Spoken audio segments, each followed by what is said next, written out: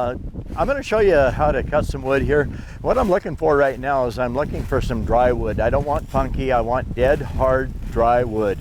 And we got one right here that looks pretty good. It's about 4.5, 5 inches in diameter. And so what we're going to do is we're going to chop on this one here, and let's see if I can get it chopped in two. And you listen, I'm going to get down here a little bit, and you're going to listen to the wood. Okay, that wood is solid. And if we take a look here at the wood, you see I was hitting it pretty hard. And there's very small dents in it, so that wood's pretty hard. Okay, let's do a little chopping on it. And of course, that's the paper that I was just cutting on, so I'll put it down. And yes, it is the same knife. It is just that sharp. That's sharp. I love this old knife. So let's put the paper down. And let's just start chopping on the wood here.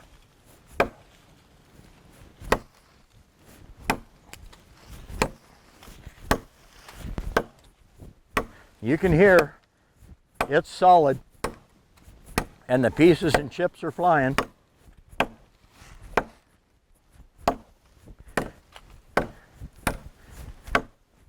So that's got to be a little bit abusive on the blade. Whew. Some of them pieces are pretty good size. You got to hit a moving target. Would you imagine taking your butcher knife out and chopping a log in two? And that is good hardwood. I started out a little bit too narrow, so I got to widen it a little bit.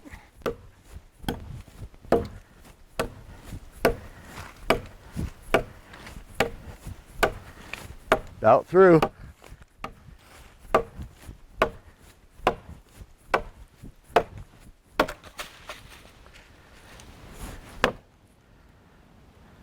Ha, won't say. There you go, there's the knife. You know what? If you actually had to go out and chop timber down like that, you'd work up a sweat, but it's fun. It's a little bit cool, that's good. Let's check the knife now and see how it cuts.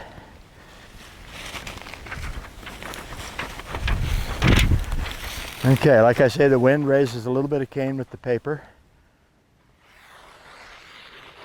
I swear to God, that is hard steel. Because I don't care where I go across that paper. It bent the paper a little.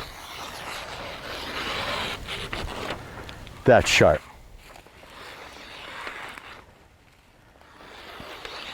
Now, if I had to fix it, I'd take this out of my pocket and I would work on it, and I'd actually just set it down and I'd brush the blade like this. There's two corners on there. One right there and one right there. They're just 90-degree corners. If you take a board and run it through a table saw, you're going to have two 90-degree corners just like this does. I touch the 90-degree corner to the blade and I come back here and I brush the blade. I can go back this way or that way, and I'll speed it up a little bit and we'll get into real time. Just like that.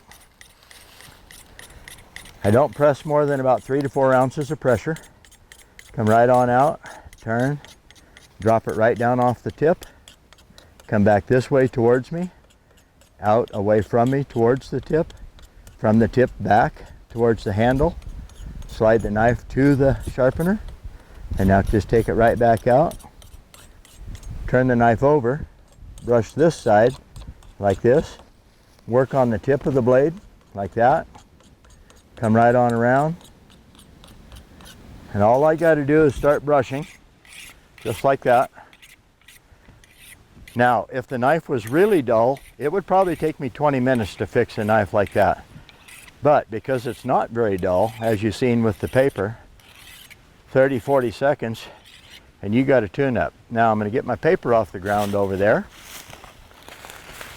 We are out in the boonies doing a on-location shoot here. Voila. That's crazy sharp. Right out to the tip. Like that, right there. That is just fun. You know what? On some of the other videos, they asked me why I wasn't cutting copier paper or something tough. I was cutting newspaper. Well, today we're using copier paper. Part of the reason I always use a really thin paper, if your knife isn't crazy sharp, it'll bend the paper, it'll push it out of the way, it'll tear, it'll do something, but it won't cut it.